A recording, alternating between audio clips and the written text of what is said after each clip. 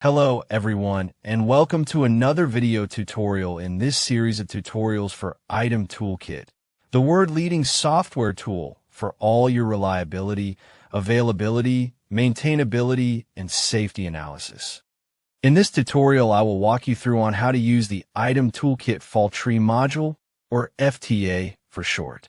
Earlier in this series of tutorials for Item ToolKit, we looked at the reliability prediction modules to obtain the overall failure rates for our system. And we also looked at the FMECA module, where we carried out a root cause analysis based on the failure modes for our components and end effects for our system. In both the reliability prediction and FMECA modules, all components in our systems are assumed to be in series only, and there are no provisions to study any other configuration for our system, such as series and parallel, etc. The Fault Tree module in Item ToolKit is primarily used for safety analysis or safety studies, whereby we start with an undesired event and build an FTA to represent the different circumstances or conditions that can cause our undesired event or top event to happen. To represent these conditions on a fault tree diagram, we would use gates with Boolean logics for or scenarios and scenarios, vote scenarios, and other more complex Boolean logic conditions. Similar to the RBD module, the results obtained from the FTA module is highly dependent on the system lifetime or our safety study time. As the longer the study time, the higher the chances of failure for our components or functions. Although the FTA is different in construction to the RBD module, the results summary for both are very similar, as they are based on the system cut sets using the Boolean logic. Let's start a new project and build a small and easy to understand FTA system. As seen in previous series, we would first open a new project and add a new system, and in this case, a new FTA system by clicking this button on the project toolbar. With this FTA system selected in the project window, we would then click on the system window and see the project toolbar disappearing, and a new toolbar becomes activated, which is the FTA toolbar. Let's first look at our system settings, and in particular the system lifetime. This value needs to be in hours, and to represent 1 year for our study, we would enter 8,760 hours. Let's leave all other system settings as default for the purpose of this tutorial, but the details for each and every parameter is available in the online Help accessible via the F1 button on your keyboard of Help Contents under the Help menu. Also, in the system window, we notice a symbol for an OR gate, which has been introduced as our starting point or our undesired top event. Let's now switch over to the FTA diagram tab and start constructing our FTA by defining what our undesired event represents and what type of circumstances would lead to this undesired event.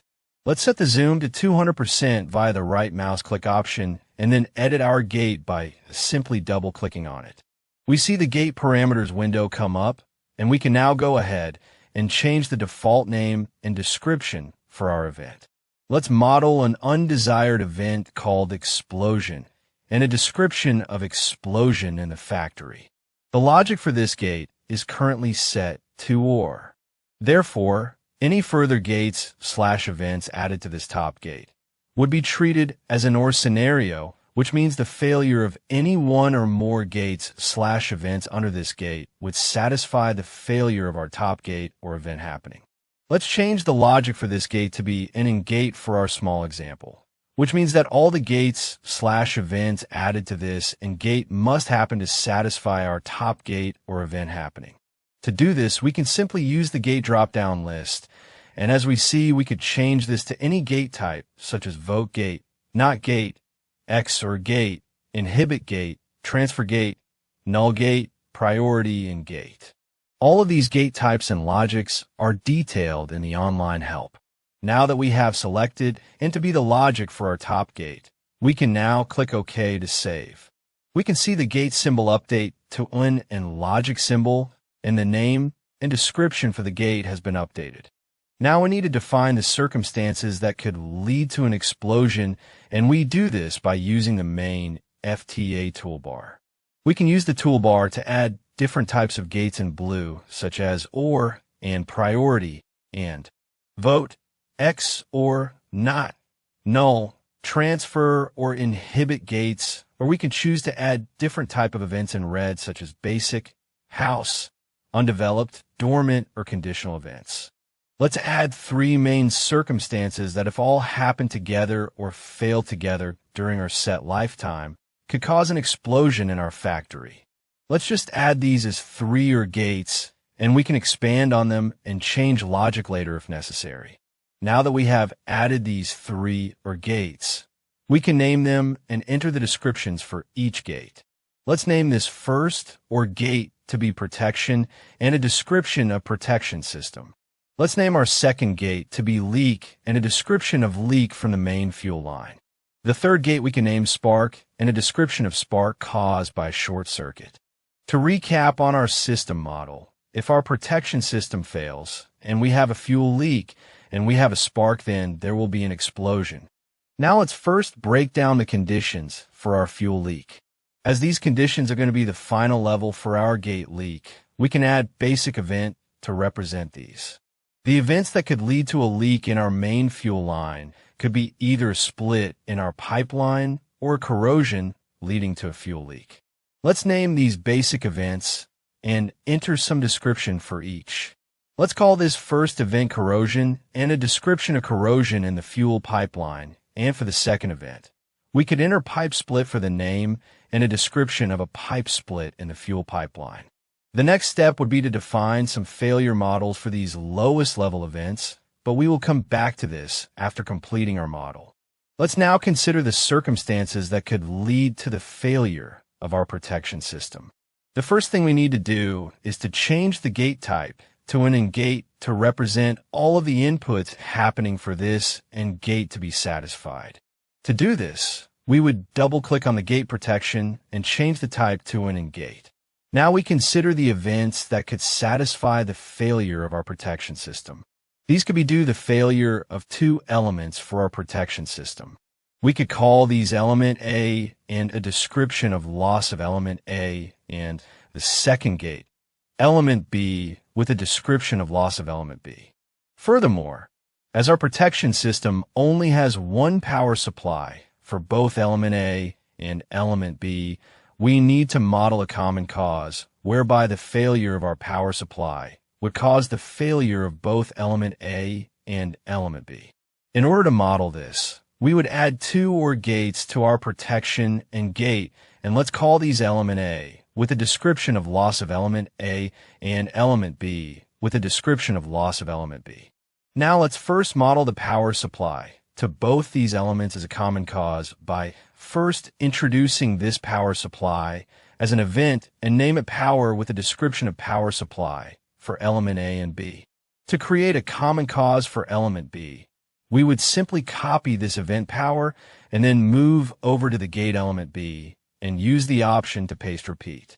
Now we have created a common cause where if our power supply fails, then both element A and element B will fail at the same time.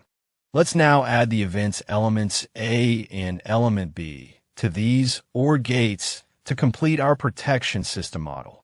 Let's name these events element A with a description of loss of element A and element B with a description of loss of element B. Now the model for our protection system is complete and we can model our gate spark. Let's model this to an event instead of a gate, as we do not need to break this down any further for the purpose of this tutorial. We can change this by double-clicking on the gate to open up the gate parameters and select the option change to event. Once we click OK, we see that our spark is now a basic event which we can supply a failure model for. Now that we have completed our model for our tree explosion, we can go ahead and introduce some failure models or failure date for all of our lowest level events. Let's first do this for our event spark. We would double-click on this event and see the event parameters. We also see multiple tabs, and we would select the failure model tab. Here, we would first click on the new model button to create a default model called FM1 with a model type set to fixed. Let's change the name for this model to be spark and enter some values for our failure model. A fixed model represents a fixed probability of failure, which means that this value will not change over time. Let's enter a small chance of failure, say 0.001% chance of a spark based on historical data, and see this on the unavailability Q or probability of failure over the lifetime chart. As we can see, this is a fixed probability and remains constant for the entire system lifetime. Let's now change this to a rate model whereby we would provide a failure rate for our event spark. As we can see, this is an extensive list of failure model types or cumulative distribution functions, CDFs, and we can select any one of these that suit the behavior for our component or function. All of these models use the lifetime to determine the chances of our event happening except for the fixed model. As we select each one, we can see the model used to calculate the unavailability and frequency required for our event. There are various distributions within this list, as well as models from other standards such as IEC-61709 and ISO 26262. Therefore, it is very important to note the failure rate units expected within the FTA module and our data entry. We can see the setting for this in the menu option settings, precision, and see that the units are set to failures per hour by default, similar to the RBD module. We can change this to be failures per million hours or failures in thousands on million hours fits, which is in fact failures per billion hours. Let's leave this unit as failure per hour and enter a value of 1e-7 failures per hour. Let's first look at the formula of how the algorithm calculates the unavailability or probability of failure over the lifetime. Let's now look at the chart of unavailability or probability of failure over the lifetime. As we can see, the chances of failure increases with time. The longer the lifetime, the higher the chances of failure. Now, we could do the same for other lowest level events by introducing new failure models, as we did for Spark. Let's do this for pipe split, new model, and name this pipe split, and set this to a rate model and enter a value of 1e-5 for the failure rate. And similarly for event corrosion, new model, name corrosion with a rate model, and 1e-4 for the failure rate. Now we move on to the models for our protection system. Let's start with the power supply for both elements A and B. Call this model power, and set this to rate model with a failure rate of 1e-3, and for element a model called element A with a rate of 1e-7, and for element B, a model called element B with a rate of 1e-6. Now our data entry is complete. We could run the analysis and look at some results. Before we do that, we could first tidy up our FTA to make it more manageable when it comes to printing or exporting to a Word document. Let's create a page for our gate protection so that this part of our tree falls on a separate page. We can do this in one of two ways. Let's edit this gate and see these options. In the gate parameters, we see the flag option called page. When we select this option, we see the gate type change immediately to the type transfer, which means that we're transferring this part of our tree to a new page, thereby creating a transfer gate type. Or we could do this by selecting this gate type from the list. Let's set the page flag to off, and we see the gate type goes back to OR.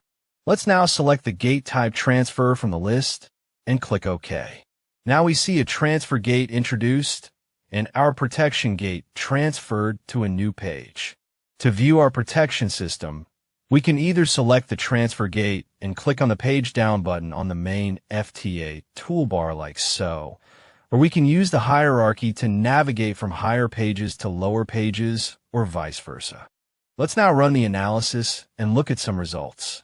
We click on the Go button on the toolbar, and once the analysis is complete, we can look at the results summary via this button on the toolbar.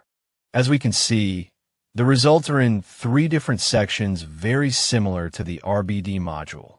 The top section displays all the calculations for our system of the selected gate in the left side window. The middle section is a list of all our events and their importance rankings based on 3 different types of measurements, with the most influential of event appearing at the top of this list. In order to improve the safety of our FTA system, we would look into improving our model, starting from the event at the top of this list.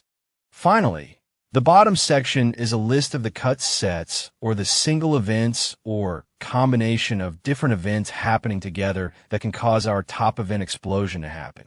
As we can see, one way we could have an explosion is when we have a pipe split, spark, loss of A and loss of B happening together, or corrosion, spark, loss of A and loss of B happening together, or a pipe split, spark and loss of power, or corrosion, spark and loss of power. We can see the unavailability and frequency for each of these cut sets, and as these cut sets are all different scenarios for an explosion, they will be treated as or scenarios to calculate our system unavailability and system frequency. The formulae for all the system calculations are accessible via the right mouse click on the unavailability or frequency. I hope this tutorial on the Item Toolkit FTA module has been useful, and look forward to seeing you in Part 2, where we'll look at combining multiple FTA systems within the same project and generating reports for our FTA system, tabular report formats, as well as diagram reports to a Word document or directly to a printer or PDF writer.